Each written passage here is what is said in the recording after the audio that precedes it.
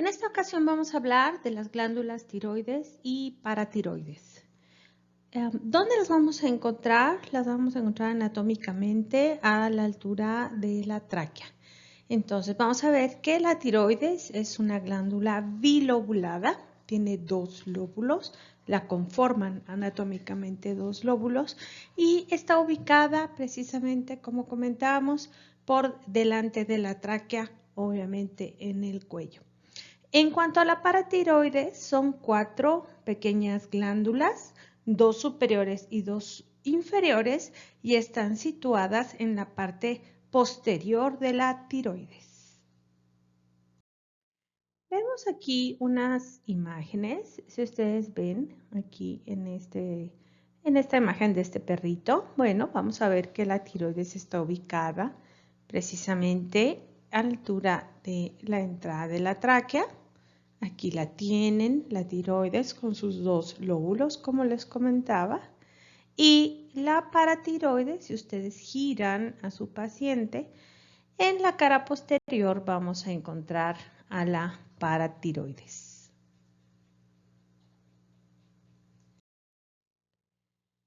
¿Qué hacen las hormonas tiroideas? Bueno, las hormonas tiroideas, por un lado, regulan la tasa metabólica de los diferentes tejidos del organismo y también la homeostasis de dos elementos súper importantes como son el calcio y el fósforo. Entonces, por un lado es la tasa metabólica, ¿sí? Y por el otro lado es la concentración del calcio y del fósforo en la sangre.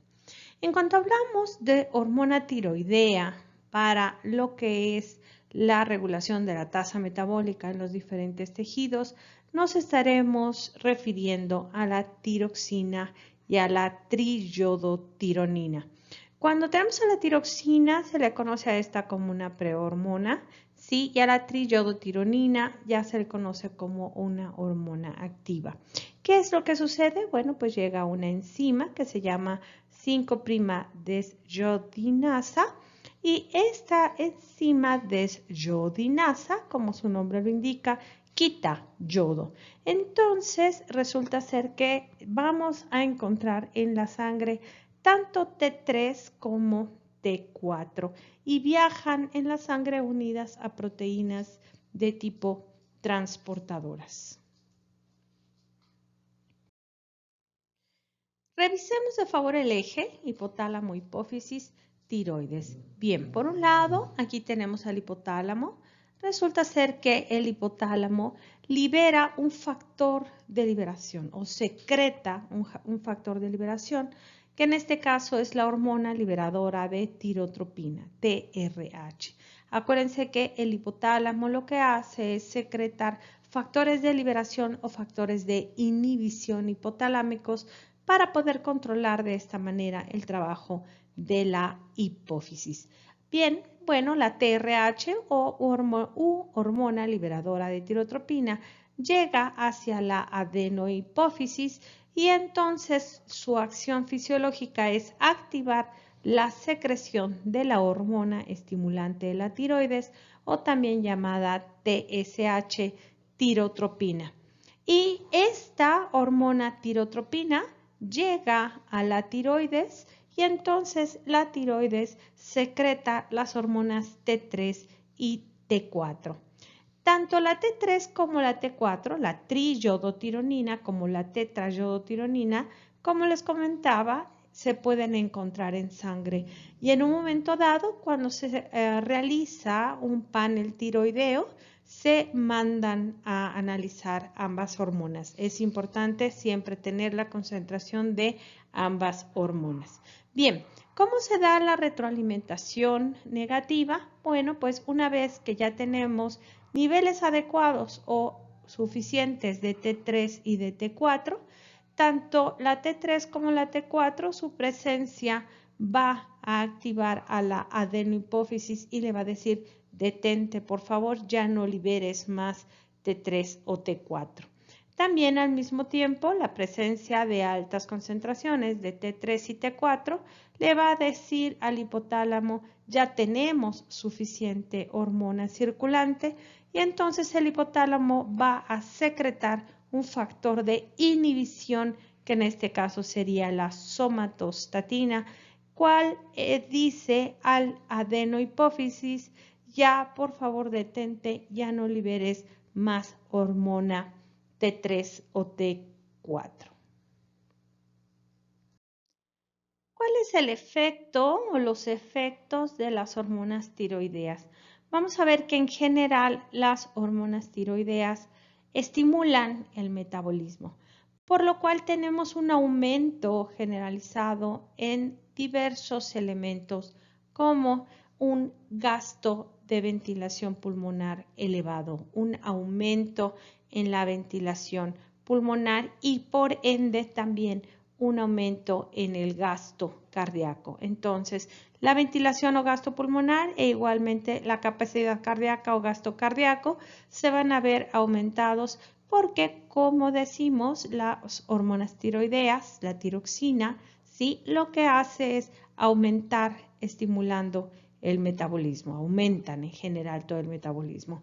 Por lo tanto, también los animales vamos a ver una mayor ingesta de alimentos, se movilizan reservas de carbohidratos, lípidos y proteínas porque requerimos una gran cantidad de energía para poder hacerle frente a este gasto del metabolismo en cuanto al crecimiento o el aumento de la tasa metabólica. Obviamente vamos a también tener una mayor concentración y mayor producción de elementos de desecho como lo son el dióxido de carbono y la urea, ¿sí? También, por lo tanto, hay un aumento de la masa muscular, hay también un mayor aumento del tejido adiposo en cuanto a la reserva y todo este aumento de la tasa metabólica pues van a generar una termogénesis, es decir, vamos a tener un aumento de la temperatura corporal generalizada.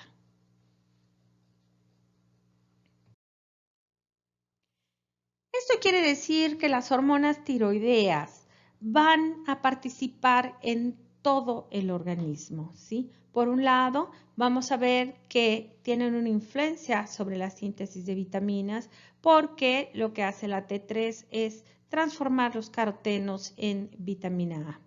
También incrementa el número y la afinidad de los receptores beta-adrenérgicos, ¿sí? Y este podría tomarse en cuenta como un buen tratamiento contra la tirotoxicosis, ¿sí? Ahora hay que tener cuidado con este detalle porque también podríamos llegar a ver un hipertiroidismo por ejemplo, un tumor hipertiroideo que esté produciendo hormona. En cuestiones normales, es decir, en estados normales, pues favorece la hematopoiesis porque, como dijimos, tenemos una mayor ventilación pulmonar y un mayor gasto cardíaco, pues requerimos también llevar mayor cantidad de oxígeno a todos los rincones del organismo, por lo tanto requerimos mayor concentración o cantidad de hematíes en la sangre. Tiene una acción calorigénica, ya lo habíamos comentado, por un aumento del consumo del oxígeno en casi todos los tejidos. Y este aumento de tasa metabólica pues va a aumentar la demanda de nutrimentos energéticos, ¿sí? Sobre todo de carbohidratos y de lípidos, pero como consecuencia de este aumento en la tasa metabólica pues va para arriba la acción de la producción del calor. En cuanto al sistema nervioso, favorece el desarrollo encefálico, ¿sí? Porque produce una correcta mielinización, por lo tanto, una correcta sinapsis y la capacidad y la latencia refleja. Si no se encuentra esta hormona en concentraciones adecuadas, sobre todo cuando se está desarrollando un nuevo organismo, pues podríamos tener un potencial retraso mental. En cuanto a los músculos, pues regula la síntesis y la calidad de las proteínas contráctiles, ¿sí? Porque obviamente aumenta el metabolismo y aumenta también la ingesta de aminoácidos y obviamente también la asimilación de aminoácidos y la síntesis de proteínas. En cuanto al metabolismo de los carbohidratos, bueno, pues las hormonas tiroideas T3, T4 son hiperglucemiantes porque aumenta también la absorción intestinal de los glúcidos, ¿sí? Tenemos mayor cantidad de elementos energéticos que están por la sangre, por eso este detalle es importante. Ahora, en cuanto a la producción pecuaria, vamos a ver que son también súper importantes en la lactopoiesis, que es precisamente la secreción de la leche, los ciclos estrales normales o que una hembra presente ciclos estrales de forma normal y también está presente en la pelecha de las aves, entre otros fenómenos fisiológicos. Por lo tanto, también es importante recalcar el sinergismo que tiene con otras dos hormonas. Ya habíamos comentado cuando veíamos la hormona del crecimiento, ¿sí? Que la hormona del crecimiento tiene sinergismo con tiroxina, porque entre tiroxina, hormona del crecimiento y también la insulina, repito, tiroxina, hormona del crecimiento, insulina, son las tres hormonas que hacen sinergia para que el crecimiento se potencialice y se presente de forma adecuada. Entonces, recalcando, participan las hormonas tiroideas en todo el organismo.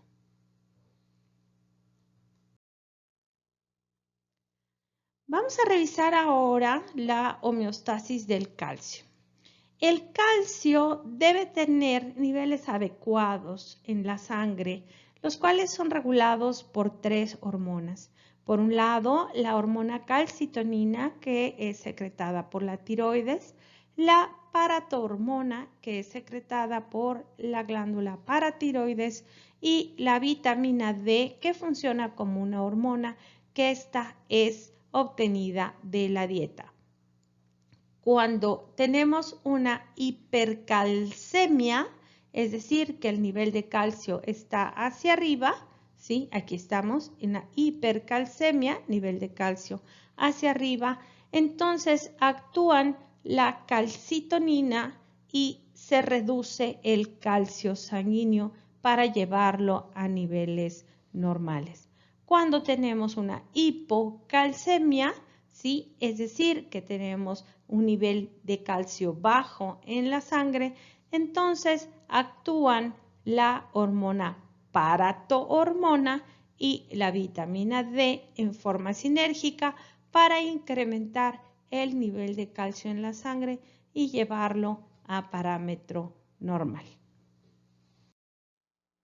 Entre los efectos fisiológicos de la calcitonina se distinguen que es hipocalcemiante, hipofosfatemiante, inhibe la resorción ósea, disminuye la permeabilidad del calcio en osteoblastos y osteoclastos, produce una hipercalciuria y facilita la osificación de osteoblastos. La paratormona produce una hipercalcemia porque se libera calcio del hueso y reabsorbemos este mineral también a nivel del riñón. Produce también una hipofosfatemia, una hipocalciuria por aumento de reabsorción tubular renal del calcio, hiperfosfaturia por disminución de reabsorción tubular renal del fósforo, aumenta la osteólisis porque obviamente vamos a también aumentar el número de osteoclastos y aumenta la formación renal de la vitamina D activa por acción de la hormona dihidroxilasa. Entonces, a grosso modo podemos comentar que cuando hay una alta concentración de calcio en sangre, se va a liberar la calcitonina porque esta inhibe la liberación del calcio del hueso, que es lo que significa que el hueso va a retener el calcio. Y cuando tenemos una baja concentración de calcio en sangre, lo que se va a liberar es la hormona paratiroidea y esta va a estimular la liberación del calcio por el hueso y va a haber calcio liberado hacia la sangre. Vamos a revisar entonces el proceso un poco más a detalle. Por un lado, tenemos a la hormona calcitonina, que recuerden que es sintetizada y liberada por la glándula tiroides. Y por el otro lado, tenemos a la glándula paratiroides, ¿sí? Con sus 4 lobulitos, aquí la tienen. Y esta lo que se encarga es de liberar la paratohormona.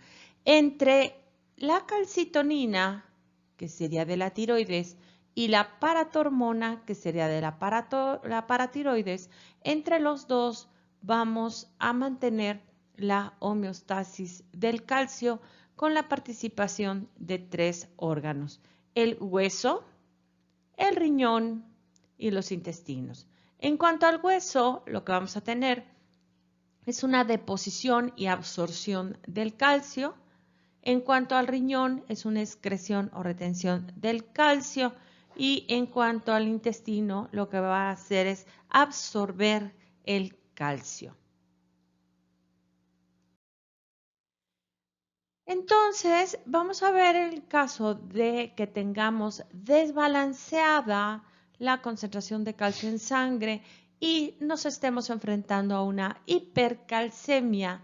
Entonces, los receptores de la tiroides van a detectar estos niveles altos de calcio en la sangre y lo que van a liberar es la calcitonina. Los niveles altos de calcio estimulan, como les comentaba, la liberación de la calcitonina al torrente sanguíneo y esta hormona disminuye la concentración de calcio sanguíneo porque se deposita el calcio en el hueso.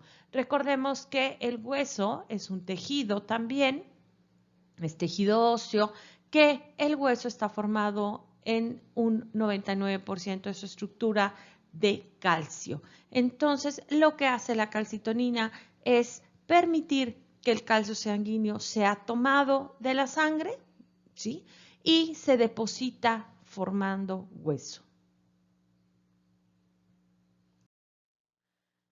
Por lo tanto, vamos a tener 2 células del hueso que van a participar de forma activa en el mantenimiento de la concentración del calcio en sangre, del calcio sanguíneo y al mismo tiempo de la concentración del calcio en el hueso, que son aquellas que regulan la producción y la destrucción del tejido óseo. Y nos estamos refiriendo a los osteoblastos, que son aquellas células que toman el calcio circulante y lo depositan para formar nuevo hueso, y los osteoclastos, que son estas células que rompen el hueso y liberan el calcio del hueso hacia la sangre.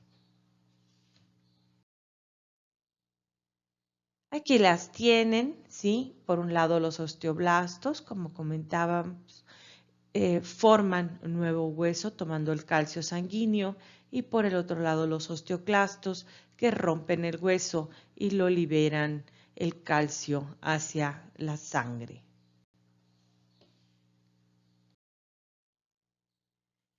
Entonces, ¿qué es lo que hace la calcitonina? La calcitonina lo que inhibe son a los osteoclastos. Entonces, como la calcitonina inhibe a los osteoclastos, no se da el rompimiento del hueso, ¿de acuerdo? Lo que hace la calcitonina es permitir que el calcio sanguíneo entre al hueso. Entonces, ¿por medio de qué fenómeno? De la inhibición de los osteoclastos, que recuerden que estos rompen el hueso y liberan el calcio hacia la sangre. Entonces, recapitulando, ¿sí? Cuando tenemos un desbalance y tenemos una alta concentración de calcio en la sangre, que sería una hipercalcemia, se estimula a la tiroides para que ésta libere la calcitonina, la cual inhibe a los osteoclastos y permite entonces la deposición del calcio en el hueso para volver los niveles normales de calcio en la sangre.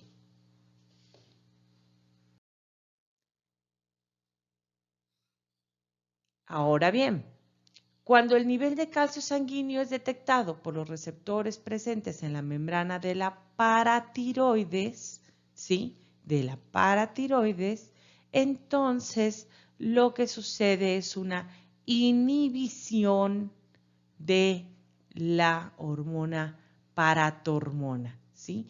¿Qué quiere decir esto? Que esto va a permitir la liberación de la calcitonina cuando tenemos niveles altos de calcio en la sangre. Hay receptores que son activados en la paratiroides y se inhibe la síntesis y la liberación de la paratormona. Cuando se disminuye el calcio en la sangre, entonces el fenómeno es contrario. Se inactivan estos receptores y se permite la síntesis y la liberación de la paratohormona. Pero si tenemos niveles altos de calcio, entonces se inhibe la producción de paratormona y se activa la liberación de la calcitonina. En el caso contrario, cuando tenemos niveles bajos de calcio, tenemos una hipocalcemia, entonces, como no hay calcio, no se activan estos receptores y se permite la liberación o la estimulación para la liberación de la paratormona. Repito, cuando se disminuye el calcio en la sangre, los receptores que comentábamos de la paratiroides se inactivan, por lo tanto, se estimula la síntesis y la liberación de la paratohormona. ¿Qué sucede entonces cuando la glándula paratiroides es estimulada? Pues entonces se sintetiza y libera la paratohormona. ¿Qué sucede con esta hormona? Lo que va a hacer es activar a los osteoblastos. La paratohormona activa a los osteoblastos y los osteoblastos con esta estimulación liberan unas sustancias que se conocen como citoquinas, ¿sí? Citocinas también se les llama, citoquinas o citocinas. Las citocinas lo que hacen a su vez es incrementar el número y la actividad de los osteoclastos y lo que van a hacer los osteoclastos es romper hueso para liberar el calcio hacia la sangre e incrementa el nivel de calcio sanguíneo.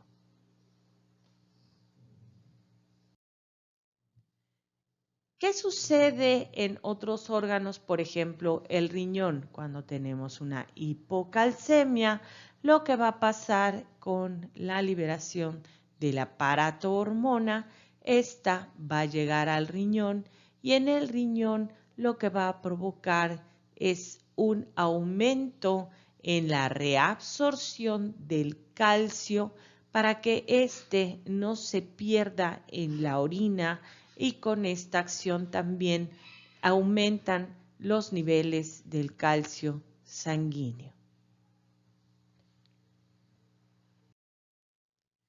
Otro de los órganos involucrados son los intestinos. De nueva cuenta, cuando tenemos una hipocalcemia, se estimula a la glándula paratiroides para liberar a la paratohormona para que ésta llegue a los intestinos y su acción es incrementar la absorción del calcio junto con la participación de la vitamina D. Lo que hacen es absorber mayor cantidad del calcio contenido en los alimentos. Recordemos, por favor, que la vitamina D es una sustancia, es una vitamina liposoluble que se absorbe en la dieta, que la consumimos con los alimentos y que en el interior del cuerpo, en el interior del organismo, esta hormona se activa para poder funcionar y tener efectos fisiológicos. ¿Qué va a pasar con la vitamina D? Bueno, resulta ser que en el enterocito, aquí tienen un enterocito, va a aumentar los receptores de calcio. ¿Qué sucede? La vitamina D encuentra a su receptor en la membrana y entra y se forma un factor de transcripción. Este factor de transcripción lo que va a provocar es un aumento en la síntesis de proteína. En particular se incrementa la síntesis de las bombas de calcio y de los canales de calcio, ¿sí? De los canales de calcio y de las bombas de calcio en el enterocito, lo que va a provocar una mayor retención del calcio para aumentar el nivel de calcio sanguíneo. También en el hueso, la vitamina D participa en la liberación del calcio hacia el torrente sanguíneo. Entonces, la vitamina D promueve una mayor absorción de calcio en el tracto digestivo, hay un descenso de la pérdida de calcio en la orina, estimula la liberación y la retención del calcio en el hueso y también inhibe la transcripción del gen para la producción de la hormona paratohormona. Haciendo un repaso rápido de lo que acabamos de ver, para mantener la homeostasis de la concentración de calcio, si de repente tenemos un desbalance hacia arriba y se encuentra una hipercalcemia, se estimula a la glándula tiroides para la liberación de la calcitonina, con lo cual aumentamos la deposición del calcio en el hueso y de nueva cuenta llegamos a la homeostasis. Si se presenta de nueva cuenta un desbalance, entonces podemos llegar a tener una hipocalcemia y lo que se va a activar es la hormona, la glándula paratiroides para la liberación de la paratohormona, junto con la activación de la vitamina D, lo que hace es retener calcio en el riñón, retiene también el calcio en los intestinos y va a liberar calcio de los huesos para de nueva cuenta llegar a los niveles normales de calcio en la sangre, es decir, a la homeostasis. Haciendo un repaso de todo lo que hemos visto en esta presentación, bueno, la glándula tiroides, recuerden que libera T3 y T4, que es la tiroxina, que estimula el crecimiento y el desarrollo y aceleran el metabolismo.